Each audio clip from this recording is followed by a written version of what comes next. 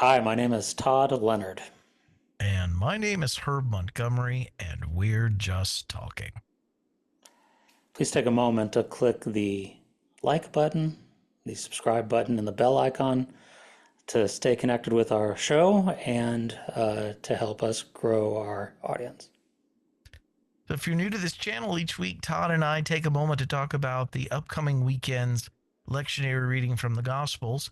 Our goal is to talk about those readings in the context of love and inclusion and social justice. Our hope is that our conversation, our talking, will be just talking, as in justice, but that also something will be said during this time that will inspire you along with us to do more in our justice work than just talking.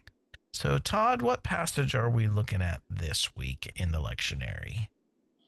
We are in the Gospel of Luke, chapter 10, looking at verses 1 through 11 and verses 16 through 20. Yeah, so when I read this a couple weeks ago, it feels like this passage is a little bit all over the place. Hmm. Like it feels like one of those passages where Luke is pulling it from different sources of the tradition and kind of just Hmm. compiling, putting it all together. And we see Luke doing that, and the author of Luke doing that in other places, right? Hmm. And so it Hmm. feels like this doesn't really flow like it was an actual conversation. It feels a little pieced together, but Yeah. uh, but Yeah, there's I can some see good that. stuff in here. So he starts out with the harvest is plentiful, but the workers are few. Praying for workers into the harvest field, sending them out like lambs among wolves, and then not taking any purse or bag or sandals, and not to greet anyone on the road. Anything in that jump out at you?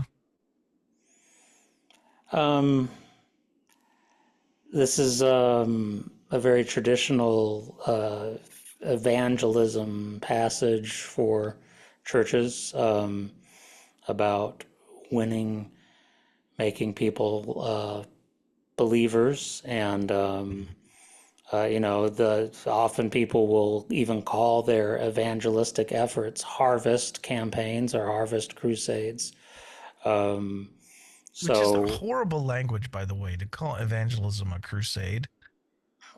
calling an evangelism as crusade is absolutely horrendous. It's a complete ignoring of history and the implications that go with the crusades.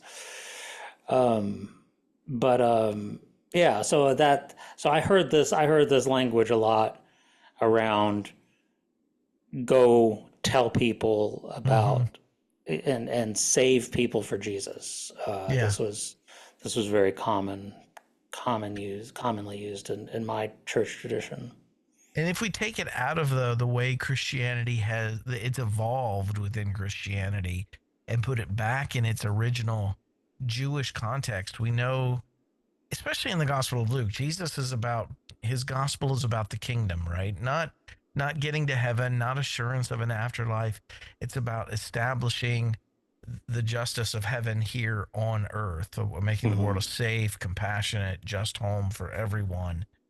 And when he says the harvest is plentiful, but the workers are few, I can imagine what that actually meant was not like everybody's dying to respond to an altar call, but Right. rather the injustice of society is so deep that there is such a desperate desire among the masses for the world to be put right. That's what he means by the harvest is ripe. Would you Mm-hmm. buy that? Would that does that Absolutely.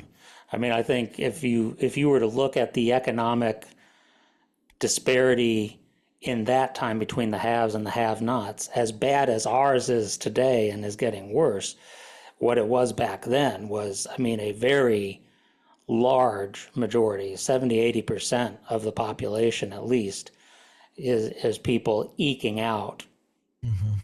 barely subsistence living. Mhm. And you'd have just a small minority who owns or benefits from the wealth of empire and the wealth of industry. Everybody else is merely just getting the scraps. So he knows there is a large hunger, and in some cases literal hunger, for a better way of life, a better kingdom, a better communal existence. Yeah.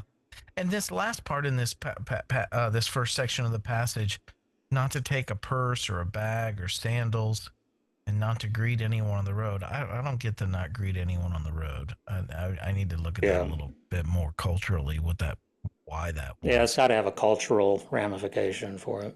But the not the purse, bag, or sandals. I love what John Dominic Crossan does with this by showing that um, what he's doing is sending them out completely dependent upon the hospitality of those to whom they're ministering to, Hmm. or dependent on those people who they're ministering to. And the way that I imagine it is kind of like um, well, I mean, there's so many layers here. First one is I think Jesus is leaning into our dependence on one another, on our interconnectedness with one another.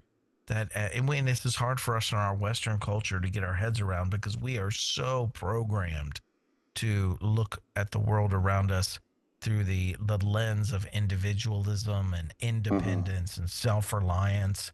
And the reality is, in nature, we are not independent and self-reliant. No man is an island, right? And they say we're all, from the moment we're born, we're dependent on one another, and that's hard for some Hmm. people. Some people struggle with, you know, leaning on others or embracing their dependence on others. Some people struggle Hmm. with other people being dependent on them, right? Hmm. Our individualism and self-reliance get triggered in conversations like this, but I think it goes even deeper.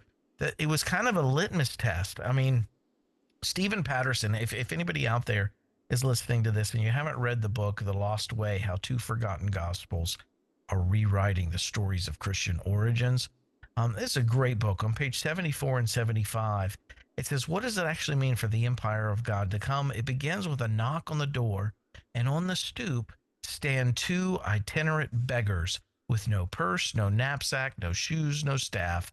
They are so ill equipped that they must cast their fate before the feet of a would-be host.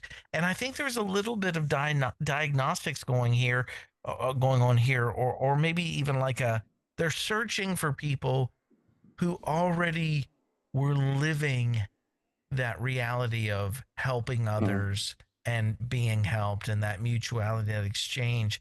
That if someone showed up on their doorstep needing help, and they were turned away, like, I'm not going to Hmm. help those people.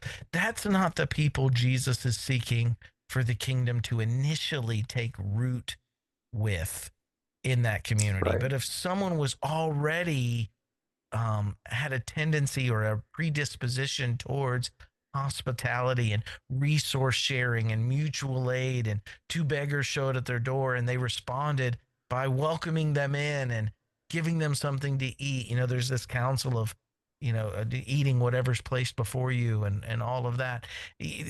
Those people, the kingdom of God was already at work in before the disciples even showed up. And so Hmm. the preparation work for Jesus to come later could start with people like that. Yeah. Yeah.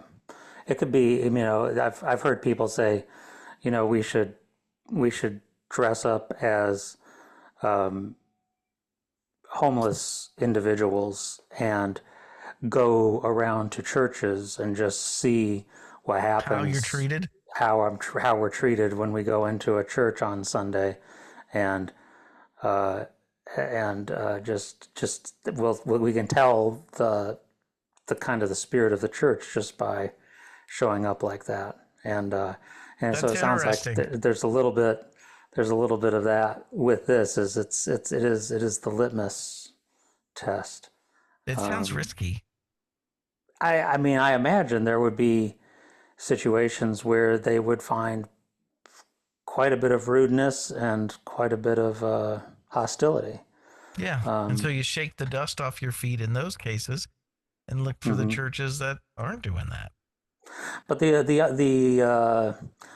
irony of this of this passage and of what they were doing is you actually I think what you actually find out, and we find out about that today in our culture now, is that people with less means per capita are generally More more generous. generous than people with means.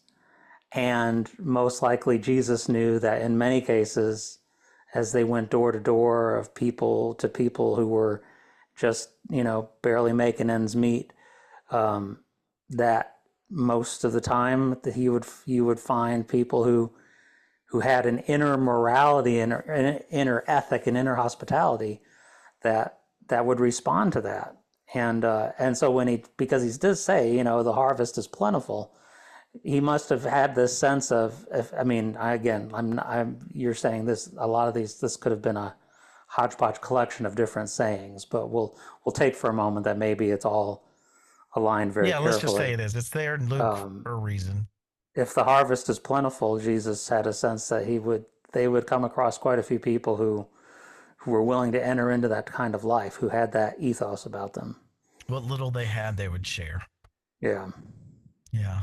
Another aspect of this, another layer, is, and a lot of Christian scholars have noticed that Luke is preserving some of these early ways of doing things that the church practiced, um, just for historical record. Like by the time this was written, they weren't really doing this anymore.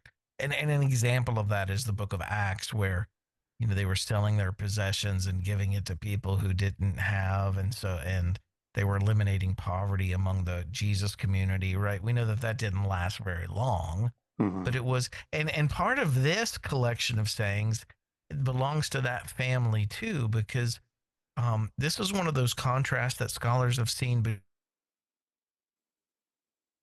All right. Well, sorry about that, everyone. We lost internet connection for just a moment, but now we're back. Thankfully, this isn't live and we can start again and splice this together. So we appreciate your patience.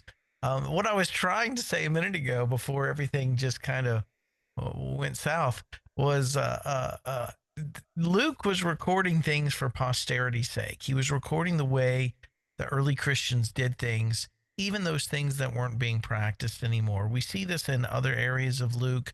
We see it in Acts chapter 2, where he still records, even though the church wasn't selling property and giving to anyone who had need, and eliminating poverty among the church.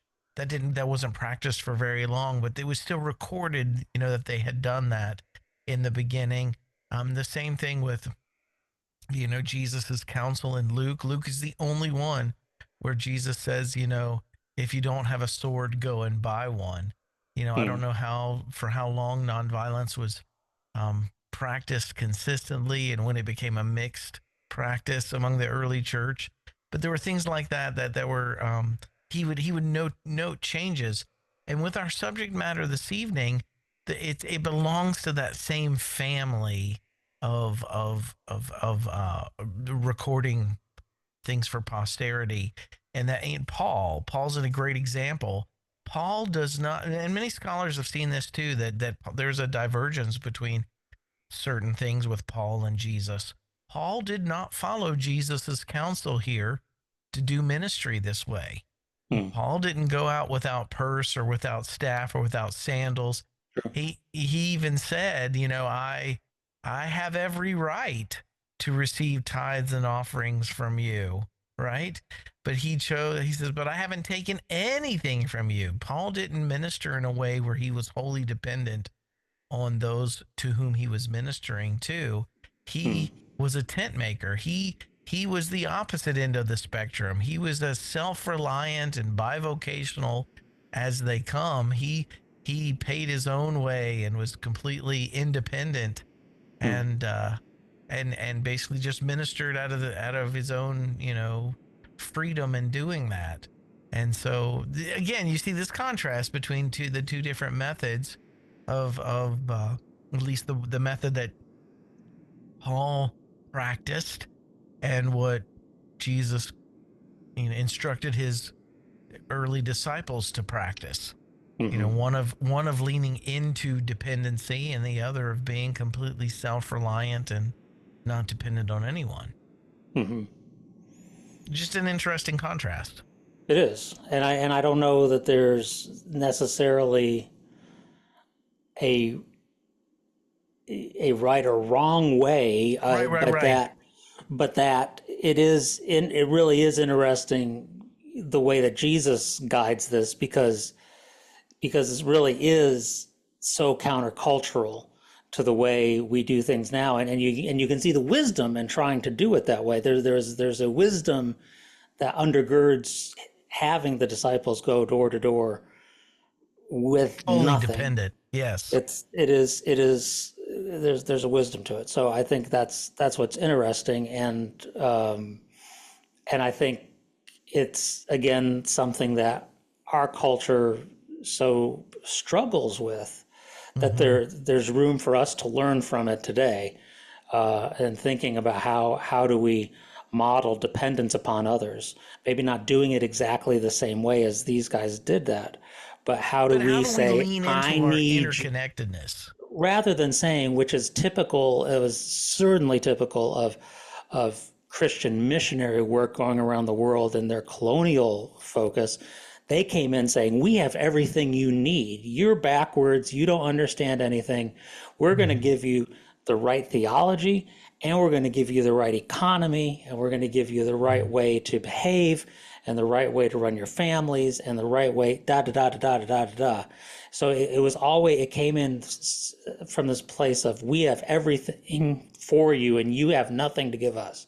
Where Jesus is saying, no, there's something about going in and saying, I need you to. Mm-hmm. There's just something fundamental. I need you. There's something about building a community by asking for help as much as there is saying, I'm willing to help.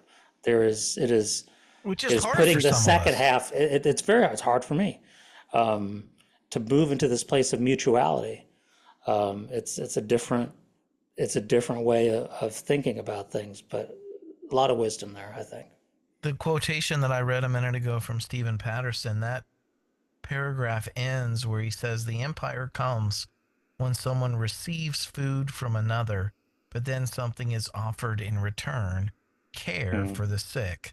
The empire of God here involves an exchange of food for care. So you would heal the mm, sick, you would, be a source of peace, and then they would, provide for your sustenance at the mm, same time. So yeah, it's definitely a different model than what we in the Western world are used to or promote. yeah, yeah, for sure. I think we resonate more with Paul's model.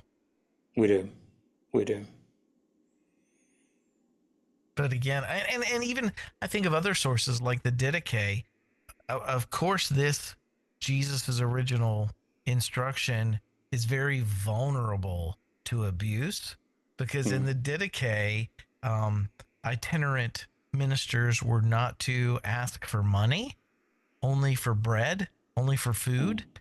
And it actually says in the Didache, if they stay in your house longer than 3 days, they're a false prophet, right? Wow. And Jesus is here saying, don't move around, stay in one place till I get Yeah, there. You know what I'm saying? It's like, boy, Jesus, hope you get here in 3 days.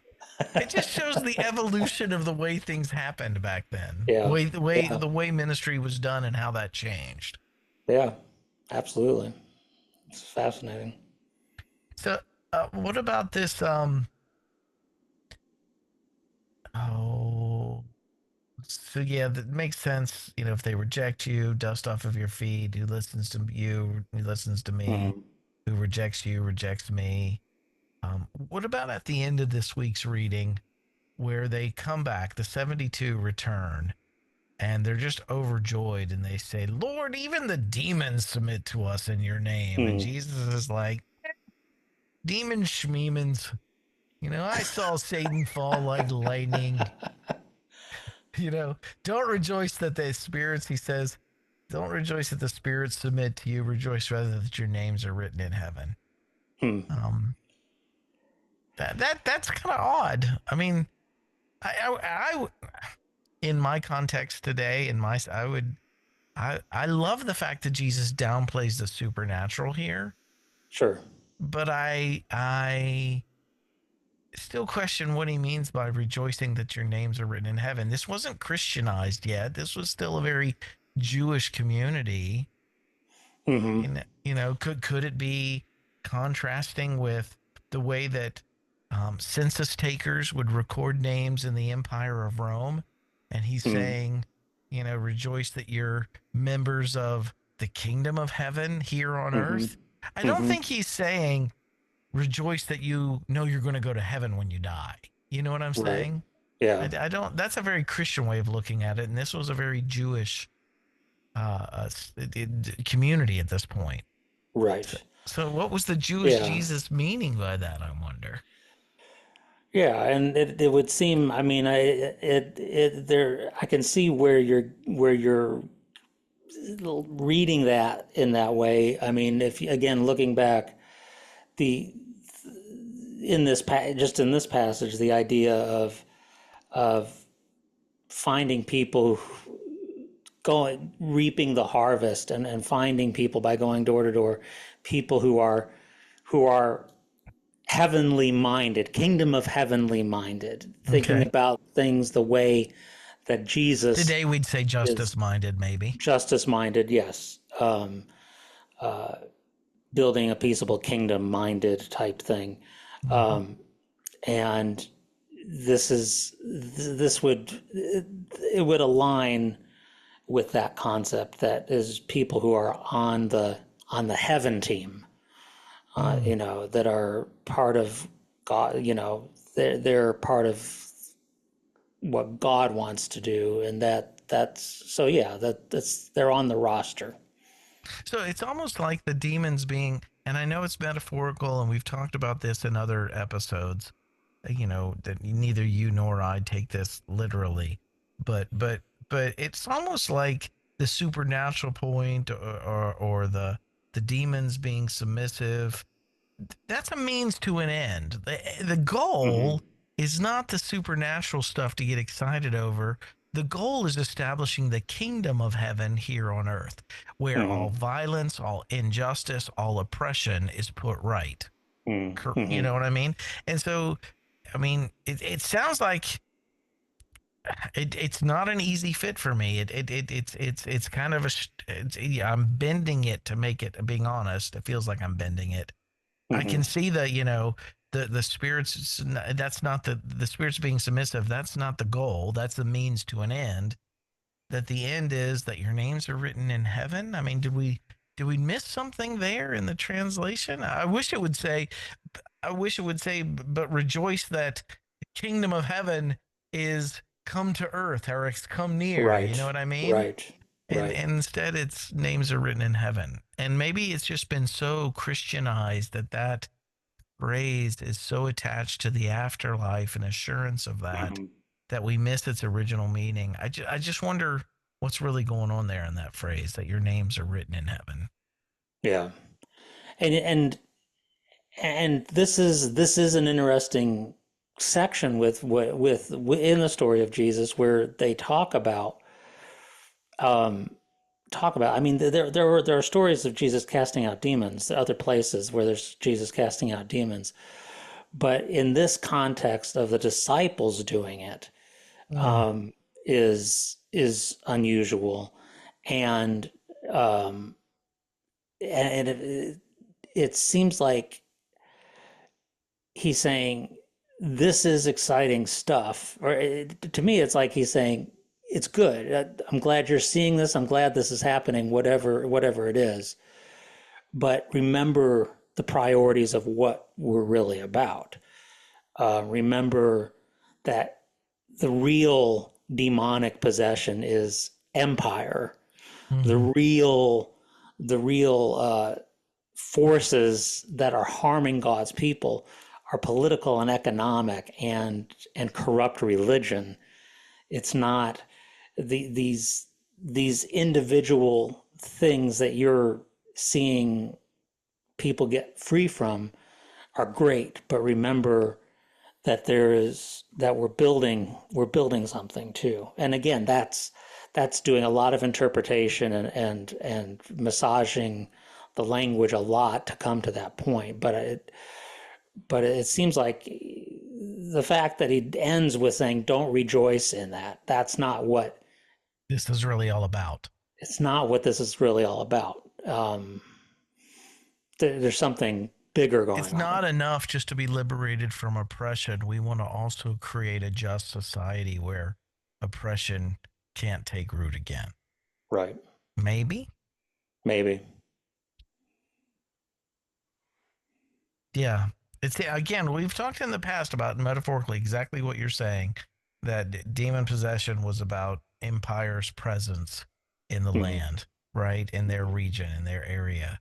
And the exorcism was metaphorical of getting Rome out of that Hmm. area, right? And so it's not enough to get the bad guys out. We have to establish justice here on earth.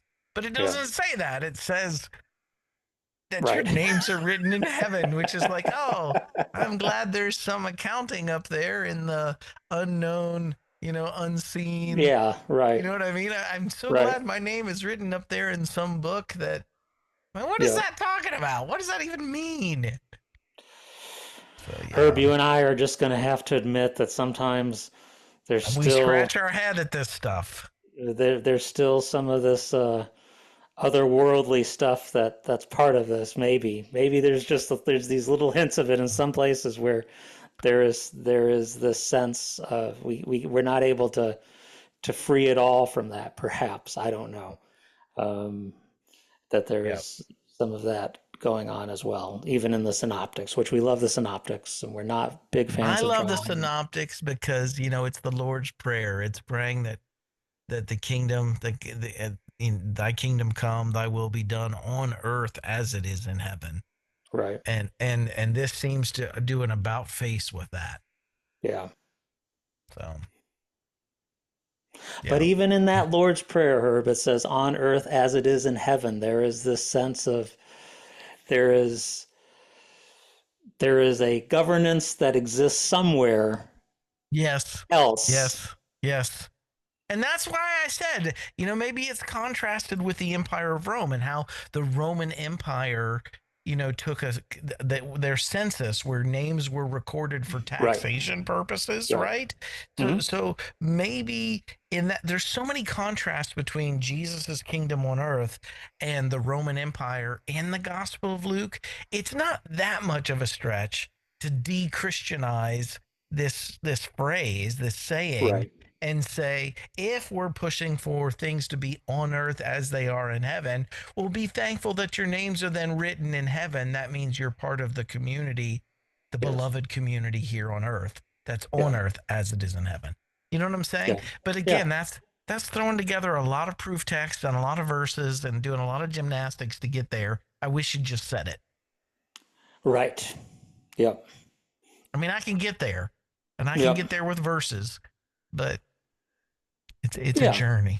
Well, and the fact that you're honest about this, and the fact that you don't just say this is the This is word of the the way it Lord, is. Yeah, this yeah, is what right, it right, means. That's right, right. that's that's So why we like you, Herb. That's why we yeah, love you this so one's much. kind of iffy for me. I feel like I'm doing a little bit of biblical yoga here. Downward facing dog to make Downward this point facing out dog. out of this passage. We we appreciate the elasticity, Yeah, boy, the Herb's and Bible is awfully flexible. right. And may I say namaste. No, Uh, that's right. That's right. um, All right. Well, do you have anything well, else on this passage this week, Todd? I don't. I think we've twisted this one enough. So no, it's good. And I do yeah, love that what is clear about this passage, this week's reading, is leaning into our dependency on one another. Whether we like yes, it or not, we are part of one another. Well, injustice to some is injustice, threatens justice for all, that we are connected. Um, yes, we're one impact, we're dependent on one another. And we don't always like that, but it's the reality of, the the web of our existence. Yeah. Yeah. Human beings are dependent on one another We from are. birth on up. So I love that it does that. I love that it emphasizes that. Yeah. Absolutely. All right, man. Thanks. Yeah, man. Um, I really have nothing going on. What about you? Just same old, same old. RenewedHeartMinistries.com. If you are unfamiliar with Renewed Heart Ministries, we are a not for profit organization helping people find the intersection of their faith and their passion for social justice in whatever area of social justice they're passionate about. If again, all of our resources are free. You can check us out at renewedheartministries.com. And speaking of that, the reason they're free is because we're directly dependent upon our supporters. Freely we've received, we endeavor to freely give, but that means we are directly dependent on people to support our work. And so for all those out there who do support Renewed Heart Ministries work, I just want to say a special thank you. And if any of you out there would like to join them in supporting Renewed Heart Ministries, you can do that by going to renewedheartministries.com and clicking donate. And that's all I got this week, Todd. And I will say, just on that topic, that this actually is the way you do your ministry is somewhat similar To to what we what we read were this week. discussing. Absolutely. Yes. It's not the That's Pauline model at all. no. When I was a pastor of a congregation and we would bring you out, we just had to cover your plane ticket and we That's just right. had to find somewhere to give you a bed. That's And right. you were willing to take it, and so that's how you've done your ministry. And there have been people who have shared that vision, who have supported you and donated to you, with them not getting any direct benefit back. It is just Mm-hmm. them, out of their generosity of their hearts, giving that to you, so you can then offer your services, your resources, your speaking as a gift, and which I think is great. And so I want to honor that, and I Thanks, think, Todd. and then for people who are listening here who might have a congregation of their own, bringing Herb in to speak is a great thing for your congregation, and well worth the time, and very affordable because of the people who support this ministry. Thank you, Todd. Those are kind words, and I appreciate that.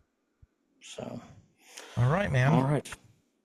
Well, we with that little glitch in the middle, we made it through, and we appreciate your joining us and staying with us through that. And we'll look forward to seeing you next week.